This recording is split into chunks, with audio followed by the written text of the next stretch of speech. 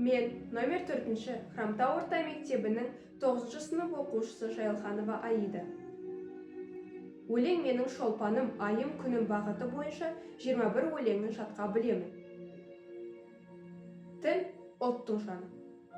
Тіл болмаса ұлтым жоқ. Ұлтым болмаса мен де жоқпын деп Мағжан Жұмабаевтың қазақ тілі өлеңін ұсынамын. Көш кеміді, айбынды тоқылады. Кеше батыр, бүгін қорқақ бұғады. Еркем тұлған ұшқыршан кісенде, қан суынған, жүрек солғын соғады. Қыран құсты қос қанаты қырқылды.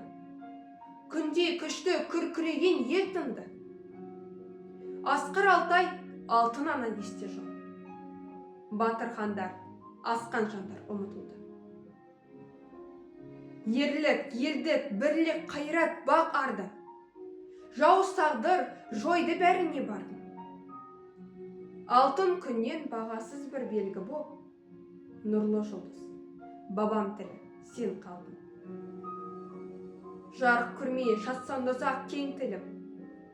Таза, терең, өткір күшті кең тілім.